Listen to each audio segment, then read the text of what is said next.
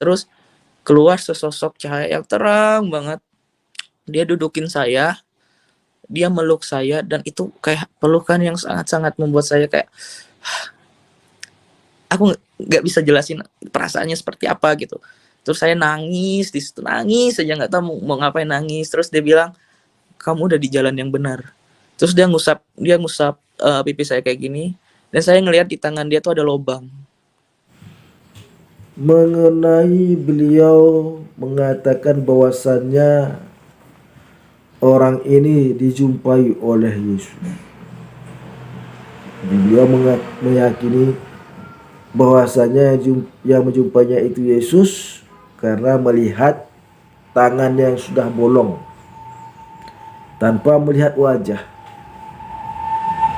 Nah, pemirsa yang dirahmati Allah, perlu kita ketahui bahwasanya banyak orang tidak paham siapa sebenarnya yang disalib. Kita ketahui bahwasanya yang disalib itu di dalam film-film yang kita saksikan pada saat penyaliban Yesus itu ada 3 orang yang disalib. Bukan Yesus saja yang disalib, 3 orang yang disalib. Karena yang dihukum salib itu adalah perampok dan pemberontak, itu maka dihukum disalib. Nah, yang manakah dari ketiga itu yang menjumpai orang tersebut, orang ini yang murtad ini? Karena sudah tentu tiga-tiganya mempunyai tangan yang bolong.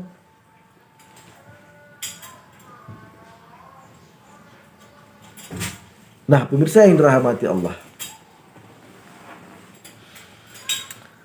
sebenarnya di dalam Alkitab ada kontradiksi. Ada ayat Alkitab yang mengatakan bahwa Yesus disalib. Ada yang mengatakan ayat Alkitab Yesus tidak mati disalib.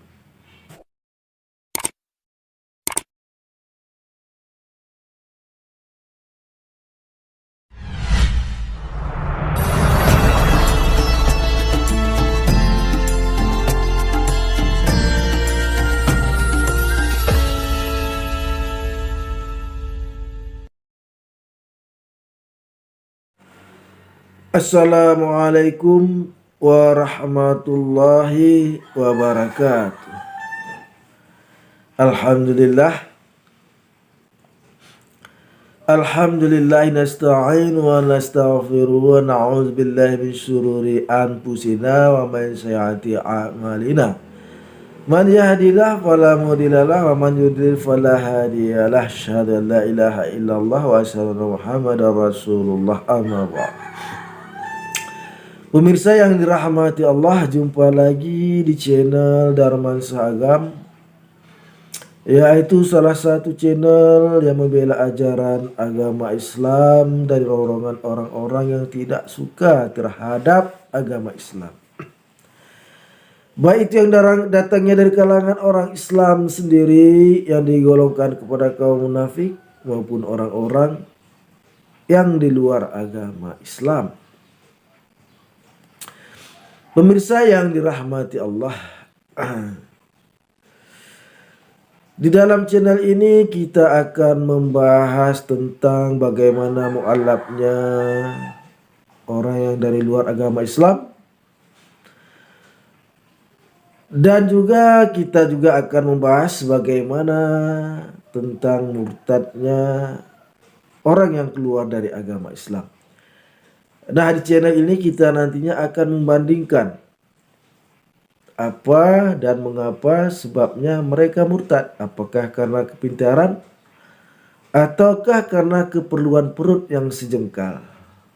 Nah, pemirsa yang rahmati Allah.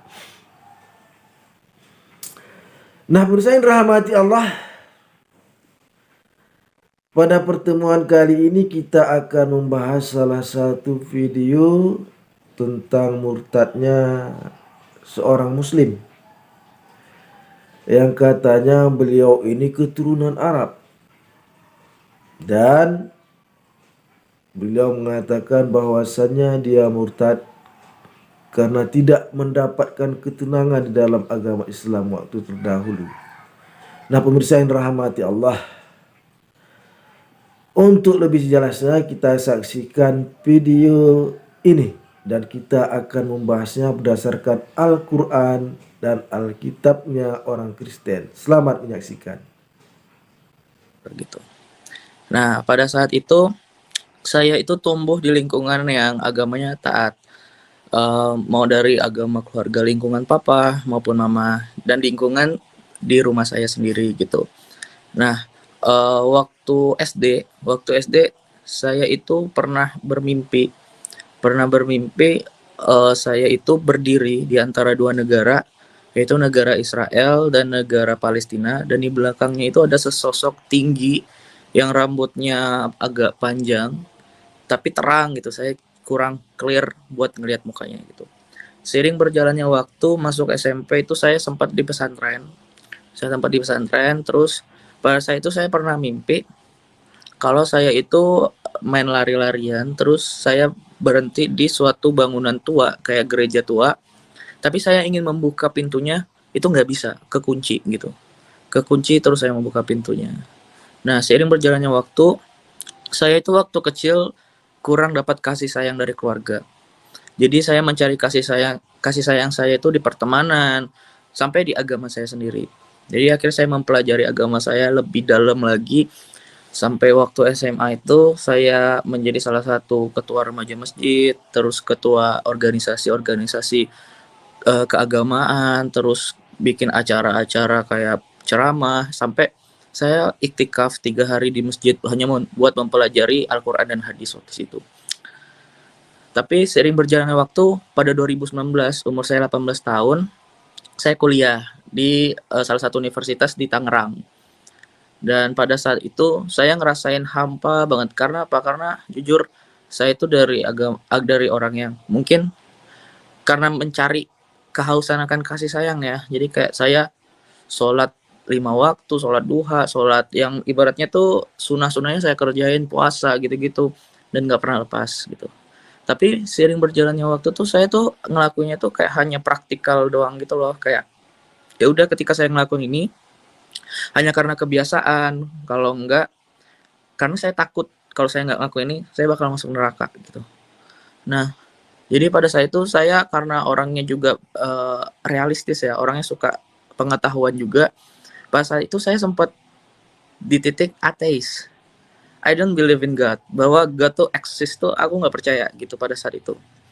Nah, seiring berjalannya waktu, literatur saya makin bertambah, saya bacanya makin banyak buku gitu. Akhirnya saya percaya bahwa Tuhan tuh ada, tapi saya nggak percaya sama agama. Saya agnostik. Saya percaya Tuhan tapi tidak percaya konsep agama.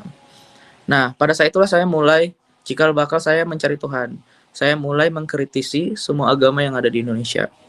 Mau itu Hindu, Buddha, Konghucu, terus Kristen, Katolik maupun Protestan, sampai ke Muslim. Dan saya berawal dari Hindu. Saya belajar, akhirnya hingga mengkerucut, singkat ceritanya, mengkerucut hingga Muslim dan kekristenan. Kekristenan itu mau Katolik ataupun Protestan ya.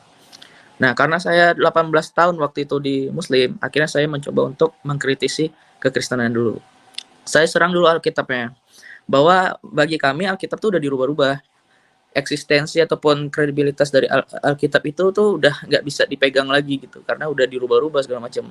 Jadi ketika saya belajar sejarahnya, saya belajar awal mula ketemunya transkripnya, wah rupanya keaslian dari Alkitab tuh terjaga gitu.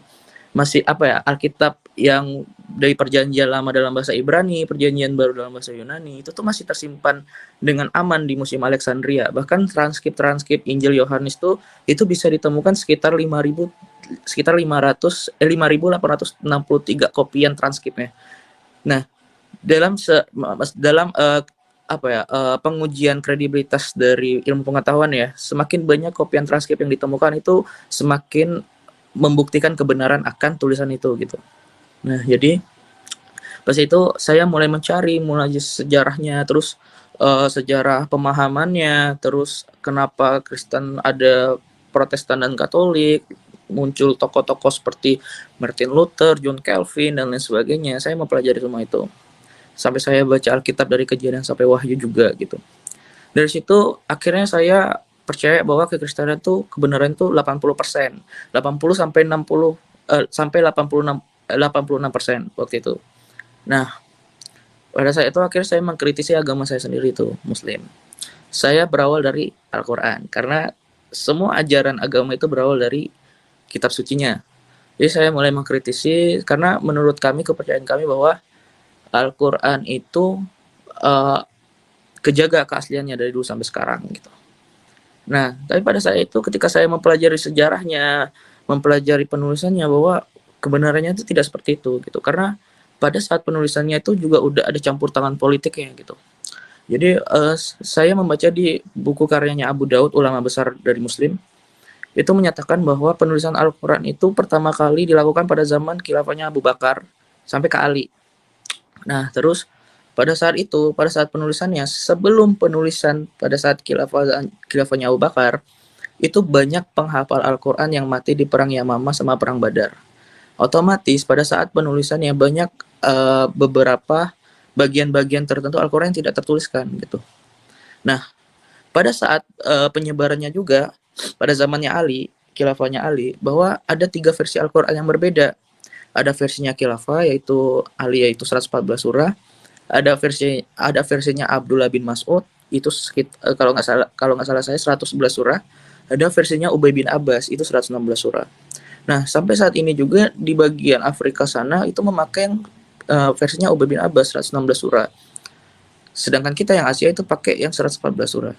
Nah, di dalam Al-Quran itu sendiri juga nggak ada nyebutin bahwa firman Tuhan itu mengatakan bahwa Al-Quran itu 114 surah. Jadi yang mana nih kredibel, yang mana nih yang benar gitu kan. Terus sering berjalannya waktu saya mempelajari tentang sejarahnya Muhammad, sejarahnya penyebaran Muslim seperti apa dan bagaimana. Di situ saya mulai ragu gitu. Akhirnya saya percaya Muslim itu sekitar 50 sampai 60%. Nah, karena saya mentok mencari Tuhan melalui logika saya, melalui pemahaman saya, akhirnya saya mencoba mencari Tuhan melalui melalui perasaan saya, melalui rasa saya gitu. Saya coba sholat lagi, saya coba sholat 5 waktu, duha, sunnah, puasa gitu-gitu, sampai akhirnya saya pertama kali mencoba ke gereja 2019. Itu umur saya 18 tahun. Itu pertama kali saya mencoba buat ke gereja. Gimana ya, saya hidup di lingkungan yang Muslim, yang nggak pernah dengar yang nggak pernah masuk gereja, yang nggak pernah dengar penyembahan gitu-gitu. Waktu saat saya masuk, saya merasa asing, merasa terintimidasi gitu loh, kayak aduh, apa saya dicek ya nanti KTP-nya, apa saya diusir ya gini-gini. Tapi ya udah, karena nggak tahu ya, kayak ada dorongan saya harus masuk gitu. Akhirnya waktu saat pertama kali ikut ibadah, saya tuh ngerasain sesuatu, tapi saya menolak buat ngerasain, karena saya masih takut gitu. Takutnya dalam artian, oh nanti kalau saya udah murtad, saya nggak bisa dimaafin lagi gitu. Kalau di ajaran Muslim kan kayak gitu.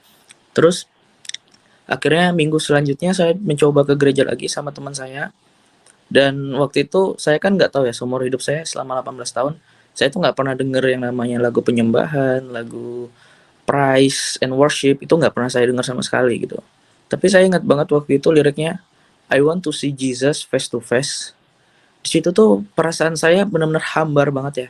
Benar-benar kayak hambar banget, biasa aja gitu.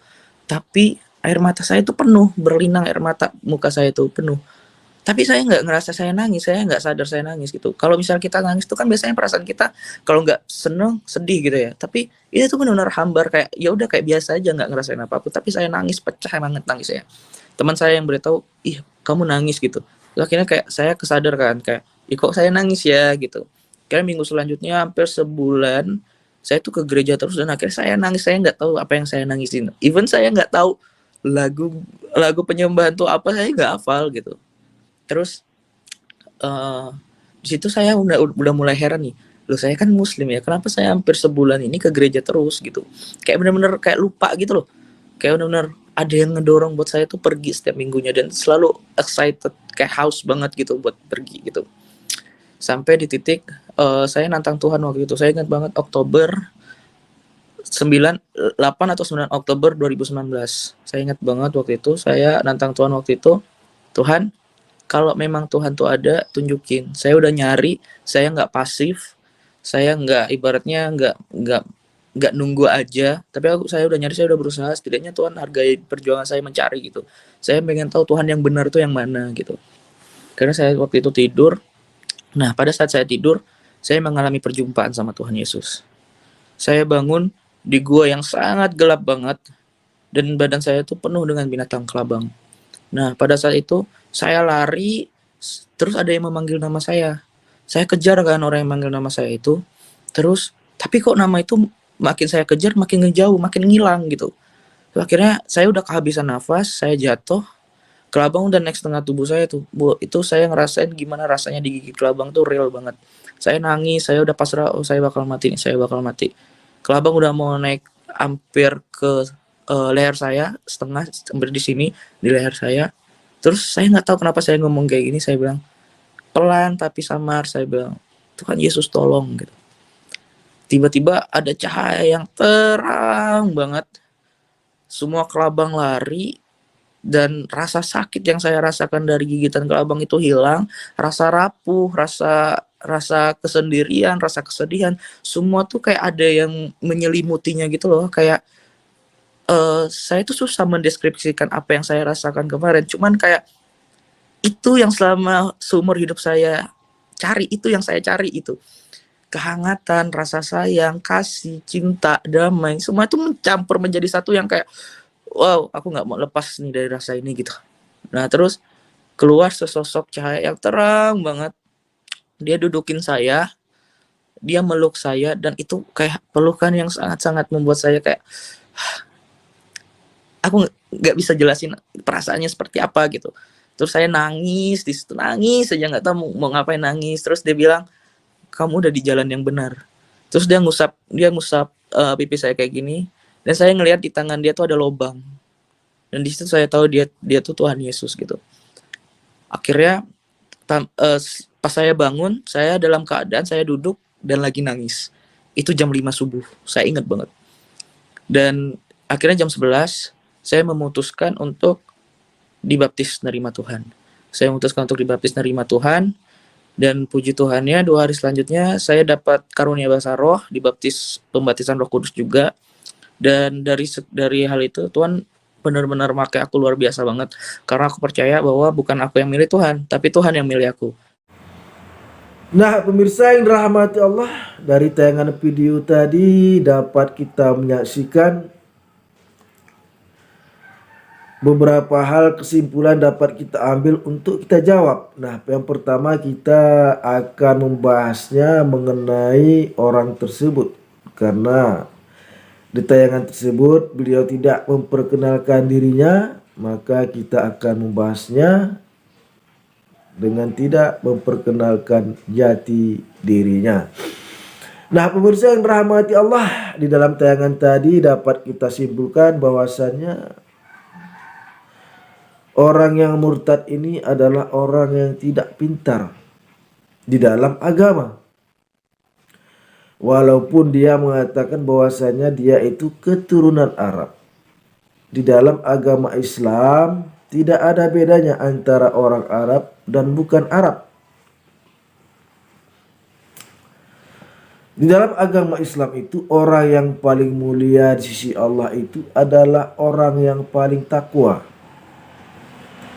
Di dalam agama Islam, orang yang mulia di sisi Allah adalah orang yang paling takwa. Bukan karena keturunan Arab ataupun bukan Arab. Nah, pemirsa yang dirahmati Allah, kemudian beliau mengatakan bahwasannya beliau mengkaji Al-Quran, yang mana dikatakan di situ tadinya bahwasannya pada pemerintahan Ali Al-Quran dibakar. Al-Quran pertama kali ditulis pada Khalifah Abu Bakar, dan pada Khalifah Ali Al-Quran dibakar karena banyak para penghafal Al-Quran yang meninggal, maka Al-Quran dibakar katanya. Karena Al-Quran dibakar itu karena kurang lengkap. Nah, pemirsa yang dirahmati Allah, ini salah besar.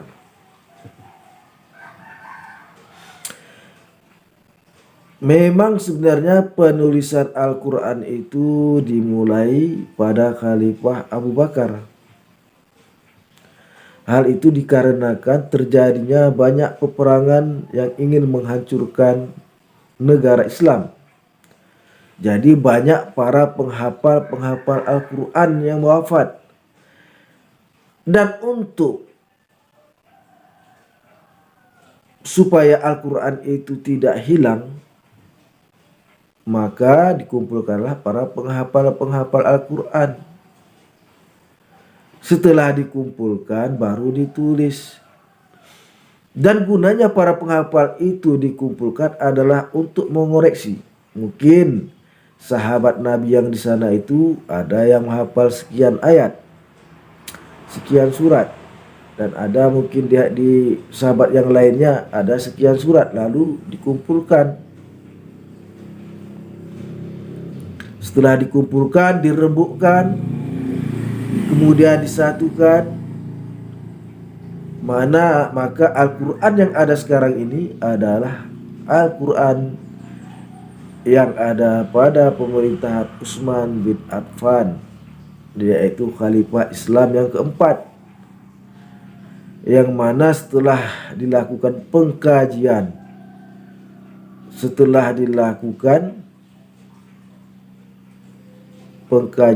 dan penelitian dengan menghadirkan para penghafal Al-Quran yang tersisa setelah wafatnya Nabi Muhammad SAW.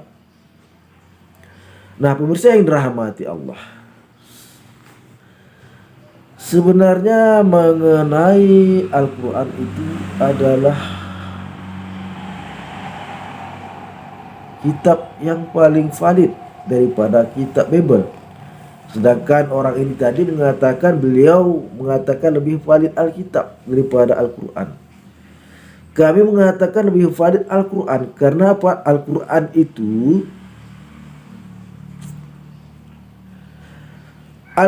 itu dibedakan dengan hadis.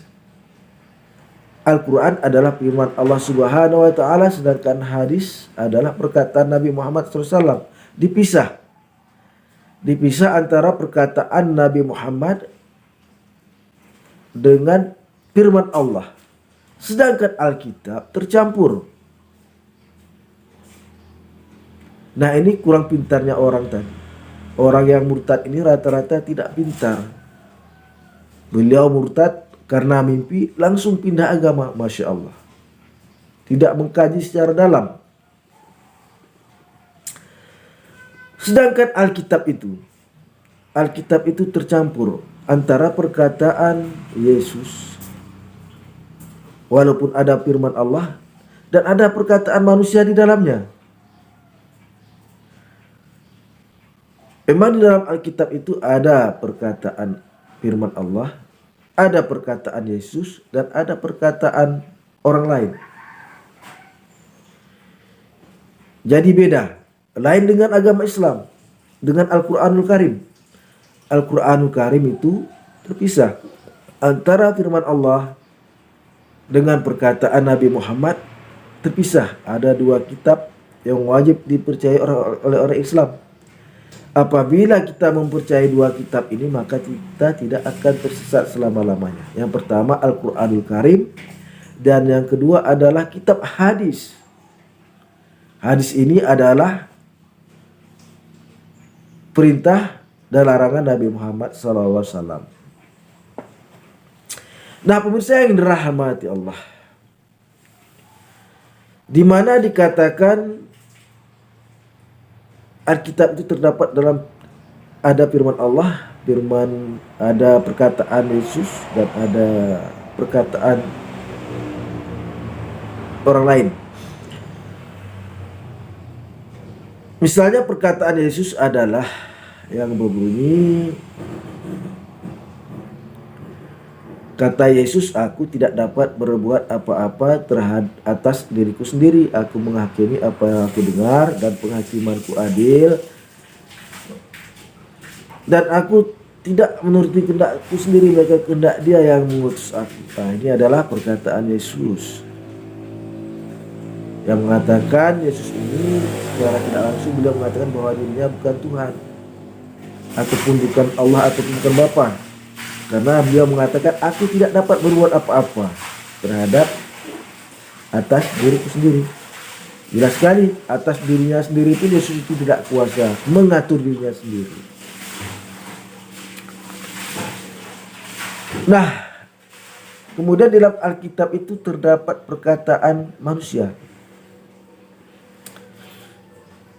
Yang manakah perkataan manusia itu? Contoh, sebenarnya banyak sekali perkataan manusia itu. Contohnya, kitab Yakobus, kitab Petrus, kemudian Ibrani, Tesalonika, Filipi, apa lagi? Galatia, Roma, Eklesia. Udah itu Korintus. Udah itu kitab Wahyu, kitab mimpinya si Yohanes di Pulau Patmos. Itu adalah perkataan atau buah pikiran dari orang lain, dari manusia. Maka kami mengatakan lebih valid Al-Quran. Al-Quran itu terpisah antara firman Allah dengan perkataan Nabi Muhammad SAW. Nah, kemudian pemirsa yang dirahmati Allah,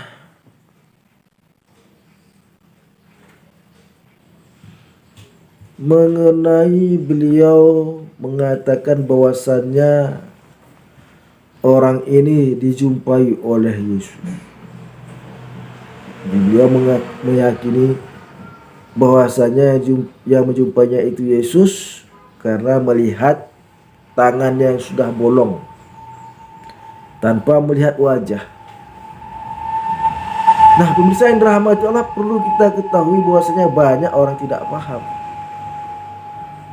siapa sebenarnya yang disalib. Kita ketahui bahwasanya yang disalib itu di dalam film-film yang kita saksikan pada saat penyaliban Yesus itu ada 3 orang yang disalib.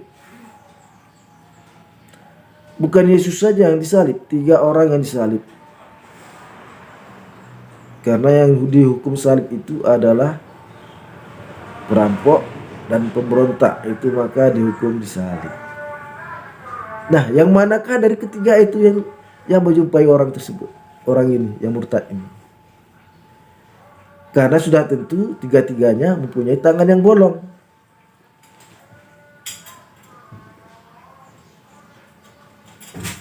Nah, pemirsa yang dirahmati Allah, sebenarnya di dalam Alkitab ada kontradiksi. Ada ayat Alkitab yang mengatakan bahwa Yesus disalib. Ada yang mengatakan ayat Alkitab Yesus tidak mati disalib. Contohnya misalnya kitab Lukas pasal 24 ayat 36 sampai dengan 43. Di situ dikatakan pada saat murid-murid Yesus itu berkumpul, maka tiba-tiba muncullah Yesus dan berkata, "Salam sejahtera." Murid-murid Yesus itu terkejut dan takut, seakan-akan mereka melihat hantu. Lalu Yesus berkata, "Mengapa engkau terkejut dan takut? hantu tidak mempunyai tulang dan daging. Ini aku, kata Yesus. Selagi para murid-muridnya ini heran, lalu Yesus mengatakan, adakah makanan di sini? Lalu mereka memberikan Yesus potong ikan goreng, lalu Yesus memakannya. Nah, ini terdapat di dalam kitab Lukas pasal 24 ayat 36 sampai 43. Jelas sekali Yesus tidak mati karena dia memakan ikan goreng. Kemudian di kitab Yohanes pasal 20 ayat 17 juga dikatakan di situ,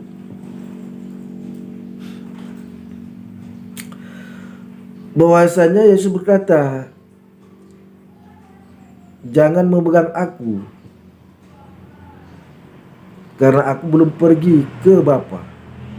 Maka pergilah kepada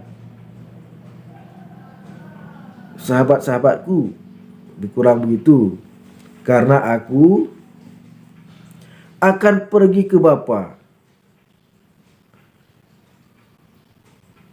akan pergi ke Bapakku dan Bapamu, kepada Allahku dan Allahmu. Nah, di sini sangat jelas sekali bahwasanya Yesus itu memiliki sesembahan yang sama dengan sesembahan murid-muridnya Yesus. Yesus memiliki Allah yang sama dengan Allah yang disembah oleh murid-muridnya Yesus. Jadi siapa Yesus? Nah, jika orang ini pintar, orang murtad ini pintar, karena beliau mengatakan telah membawa orang lain, memurtadkan orang lain katanya, membawa ke agama dia yang baru ini, seharusnya memahami Alkitab. Namun orang ini tidak pernah mengutip satu ayat pun Alkitab. Nampak sekali orang ini adalah orang penipu, pembohong, pendusta. Inilah ciri-ciri orang Kristen, menghalalkan segala cara. Nah, pemirsa yang dirahmati Allah, jadi sangat jelas sekali bahwasanya orang ini adalah orang yang tidak pintar. Beliau tidak mengkaji, katanya mengkaji Islam, namun dia tidak mengkaji agama Kristen ini. Karena diusap oleh orang yang tangannya bolong, maka langsung dia pindah ke agama Kristen. Padahal yang tangannya bolong itu, yang disalib itu ada 3 orang. 2 perampok dan 1 pemberontak, yaitu Yesus. Yesus itu adalah pemberontak terhadap kerajaan Romawi. Yesus itu tidak mampu membebaskan negerinya dari penjajahan bangsa Romawi. Lebih jauh hebat Nabi Muhammad SAW. Apa hebatnya Nabi Muhammad SAW? Setelah Nabi Muhammad mendapat wahyu lalu mengajak untuk mengesahkan Allah, maka Nabi Muhammad SAW diusir dari kampungnya, dan akhirnya Nabi Muhammad SAW dapat menaklukkan kota Mekah.